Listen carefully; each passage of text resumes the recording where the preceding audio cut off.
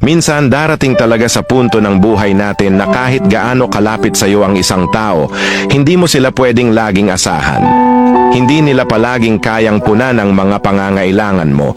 Hindi nila palaging kayang dumamay sa bawat laban mo.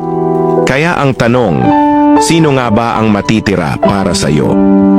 Not all the people na close to you will always be there for you.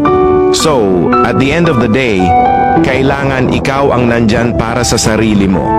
Sa lahat ng mangyayari sa buhay mo, makakamit ka ng mga tao, pero at the end of the day, it will always be you who will back yourself up. So, you need to be your own hero. Ang bigat ng realidad, pero totoo. Sa bawat pag-ikot ng mundo, may mga taong darating at may mga aalis. Minsan, kahit yung mga akala mong hinding-hindi ka iiwan, magpapasya rin ng iba.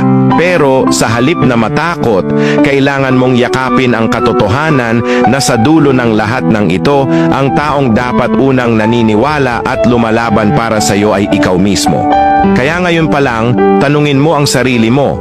Kapag nagdilim ang paligid, kapag wala nang ibang humawak sa kamay mo, kaya mo bang manindigan para sa sarili mo? Kaya mo bang maging bayani ng kwento mo?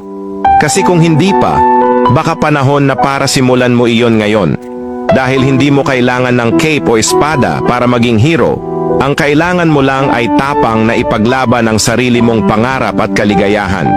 Sa mundong puno ng pagbabago at uncertainty, isang bagay lang ang sigurado.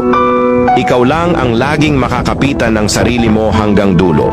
Kaya maging matatag, maging matapang, at higit sa lahat, maging bayani ng sarili mong buhay.